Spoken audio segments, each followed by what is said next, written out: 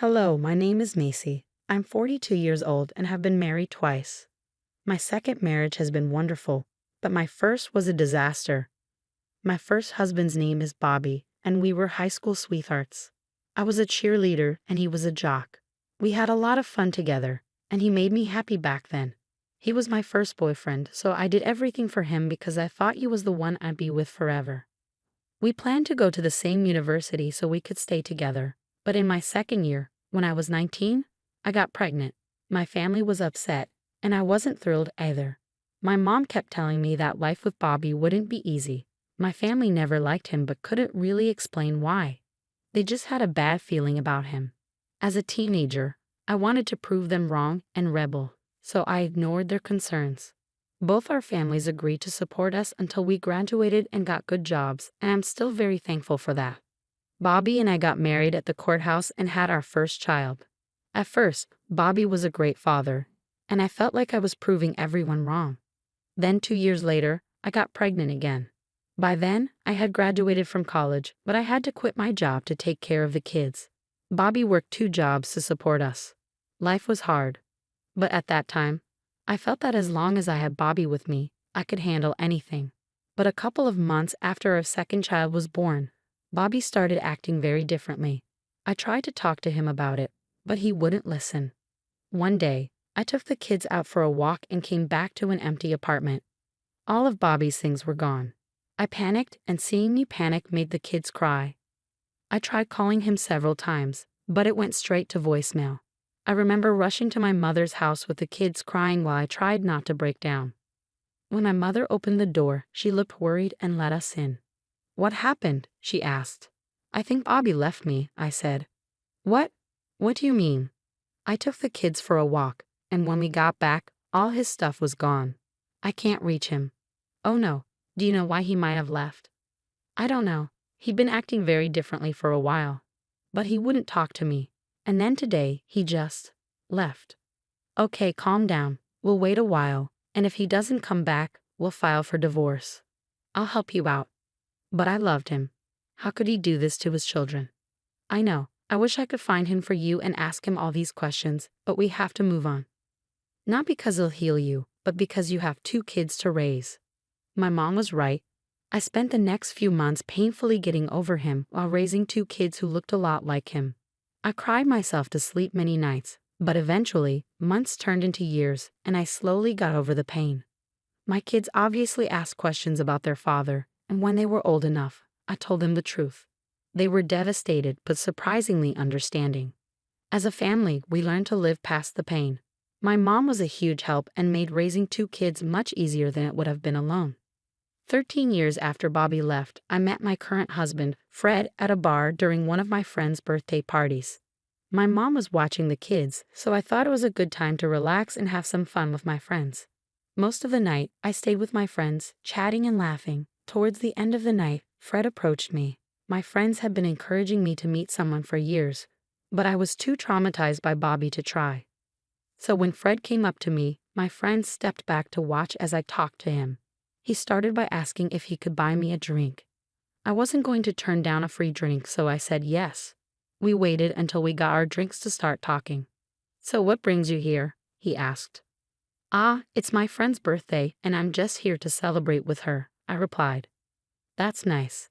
How about I send over some drinks for all of them?" he offered. "All of them? There are 7 more people there." "It's all right. I'll make up all the money I spent here the next 2 hours, so no worries." "So you're rich? Ha, I guess you could say that. Of course, I'm not trying to brag or anything. No, it's a great thing to flaunt. Not a lot of people get to do that, and you aren't being a jerk about it. You're buying a bunch of strangers drinks because I told you it was one of their birthdays. What can I say? I have a particular weakness for pretty women. You're so weak you believe everything they say, even lies." "Yes, of course. Although did you lie?" he asked with a playful smile. "No, it is one of their birthdays. But it is concerning that pretty women make you weak. You should get that checked," I joked. "How about you help me with it? Maybe if I had a pretty woman by my side, I'd only have a weakness for one woman," Fred replied with a playful smile. It was a confidence boost to be called pretty by Fred, especially because he was so handsome. He looked like he could be on the cover of Vogue. I surprised myself by flirting back with him. I was usually quite introverted, so I don't know if it was the drink or just Fred's charm, but I felt comfortable being flirty.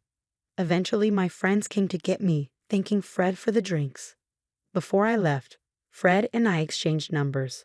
From then on, we talked all the time. We started with texts, then moved on to calls whenever we had free time or something interesting to share. We also started meeting up more often. At first, we met in public places, but as time passed, we began hanging out at each other's homes. I was shocked when I saw Fred's house for the first time. It was like a mansion. Fred laughed and told me to get used to his wealth because it would soon be mine. Fred was very open about wanting to marry me. He told me countless times how comfortable he felt around me, and that just made me love him more. He was also completely okay with me having kids. When I told him about Bobby, he was genuinely upset for me. After that, he went above and beyond to show me how much he cared about me. Fred and Bobby were like night and day, and being with Fred made me realize why so many people didn't want me to be with Bobby. I was glad I got out of that relationship, but I hated how it ended. Fred helped me heal and move on from it, which I was incredibly grateful for. We only dated for a year before getting married. We had a destination wedding and flew out our closest friends and family. My kids were thrilled for me and constantly told me how much they loved Fred, which was a huge relief for me. Life from then on was smooth sailing. Fred eased all my worries and even helped with my kids' education, despite me insisting I could handle it. He showed me that he accepted all of us, not just me. He decorated my kids' rooms exactly how they wanted them before we even moved in together. Fred did everything Bobby didn't and more.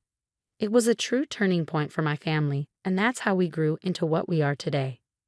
From then on, Fred and I had a child of our own, but he never treated my kids differently. About a year after our marriage, my kids asked him to legally adopt them, which was another big moment for our family. After that, we became one big family. We did all the things families do, going out to eat, going on vacations, having fun together, you name it. My career was going well, and Fred's company was thriving too. There wasn't a single thing wrong in my life. Before I knew it, 7 years had gone by. Then, one day, out of the blue, I got a call from an unknown number. "Hello," I answered. "Look who it is. It's Macy." "Who is this? Don't you recognize me?" "Ah, I don't think you remember much anyway. It's Bobby here." "How are you doing?" the voice said. "Bobby? What the heck? How did you even get my number?" I asked, surprised. "Ah, I forgot how whiny you are.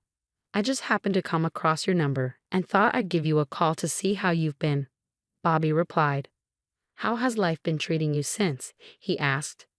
"Since you left me? Oh, come on, Macy. We were having way too much trouble, and both you and I know that we would have gotten divorced anyway. So you just chose to leave without saying a word." "Well, I wanted to avoid all the emotional drama, so I did what I had to do," Bobby said. "You are unbelievable. A pretty rich piece of work. Do you even realize the harm you caused me? Leaving was the best thing that ever happened to me." "Are you serious right now?" "Yes, I married a wealthy woman with kids, but I was willing to overlook it because of her money. And it paid off because she got me this amazing job that pays me so much. I'm living my dream." "So you abandoned your own kids to take care of someone else's. You gotta do what you gotta do, right? Please never call me again. Goodbye." I was stunned by the sheer audacity of that man to call me just to brag about his new rich lifestyle. Part of me wanted to keep talking to him just to find out where he was, so I could give him a piece of my mind. But I was so overwhelmed with emotions that I could barely think straight. After I hung up on him, I felt hurt, not for myself, but for my kids. They grew up without a father who was too busy taking care of his new wife's children. We struggled, but what did he expect? We were just high school graduates when we had our first child. Where would we have gotten the money for ourselves? At the same time, I felt disgusted. He was the epitome of a sleazebag. He only cared about someone if they had something to offer him. I decided to block his number because I didn't want to deal with him anymore. That chapter of my life had been closed for long enough, and I never wanted it reopened. I told Fred about it later that night, and he was understandably upset but also glad that I blocked Bobby's number. We decided to move forward from that.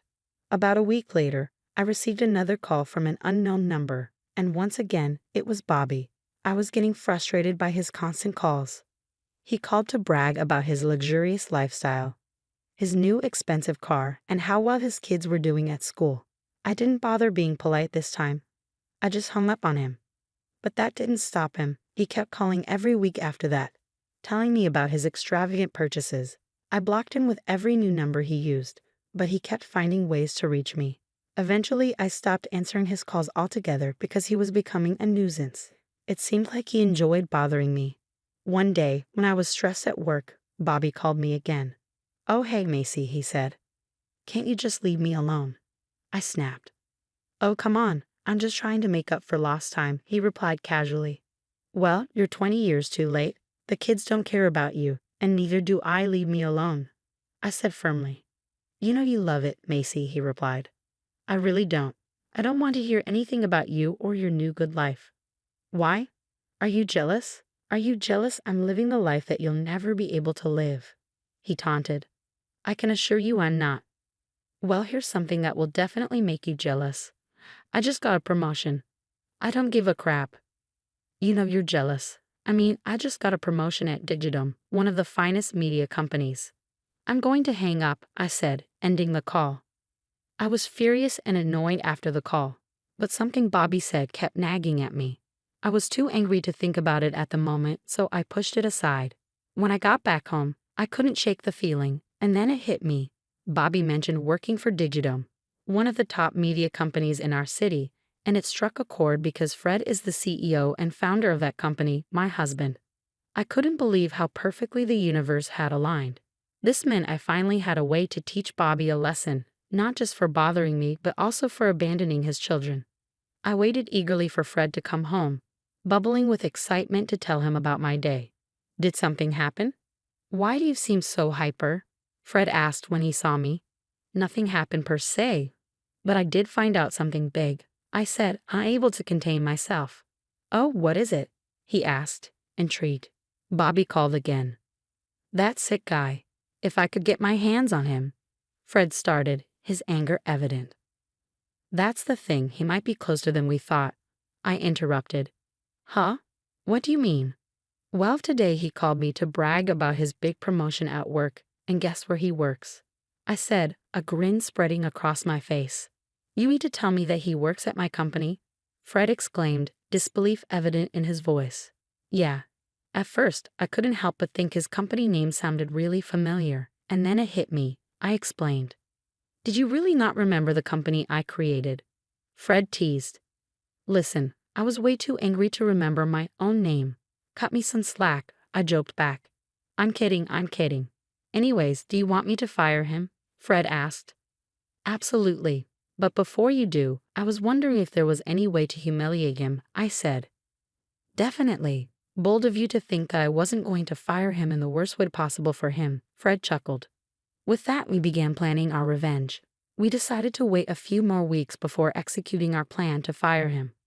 We would record his calls to me and play them in front of everyone at a big company event in 2 months, which Bobby would be in charge of. There would be several big names present, and we would tarnish his reputation. Over the next few weeks, I answered Bobby's calls calmly, knowing I had the upper hand. I listened to him boast about his wealth and my lack of it, all while recording every conversation.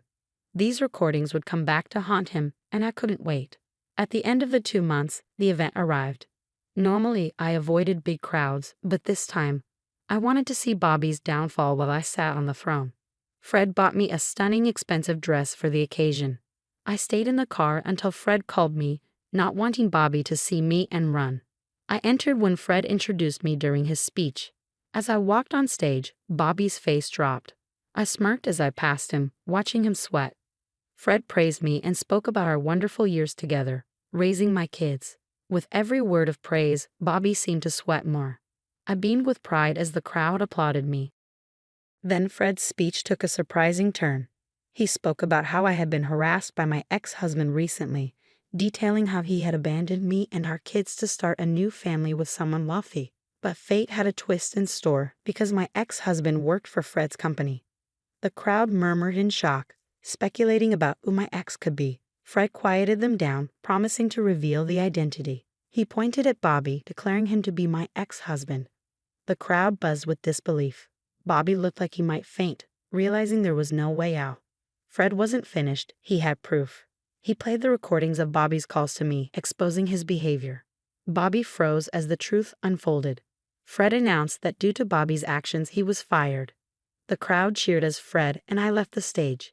Bobby was escorted out, and the event continued smoothly. Revenge was served, and it tasted sweeter than anything else. "You're quite bold to call me again after last night," I answered the unknown caller. "You tricked me," the voice on the other end exclaimed. "What do you mean?" I asked innocently. You absolute witch. Don't play dumb with me. How could you not tell me that you were married again, and to my boss no less?" "As I've told you before, Bobby, I simply didn't care about you," I replied calmly. "I know that, but the least you could have done was inform me," he retorted. "So you would only stop harassing me if you knew who my husband was? And if my husband wasn't your boss, you would have continued?" I countered. "Don't twist my words," Bobby protested. "I'm not twisting anything. And if we're talking about decency, Bobby, let's talk about you abandoning your family. If you could do that, I can certainly do this. Enjoy your new life, and I hope you find a new job," I said firmly. "I don't have a family anymore. My wife left me because of yesterday, and she took the kids. And it's all because of you," Bobby lamented. "I didn't do anything. You did this to yourself. Goodbye, Bobby, and good luck," I replied, ending the call. It felt empowering to finally stand up to Bobby and know that I had caused him to lose everything. I hope he learns never to mess with me or my family again. Fred and I continue to thrive together, and our kids have grown into wonderful adults. My life is peaceful once again, and I no longer stress about Bobby's calls. I finally feel vindicated and free. Thank you for listening to my story.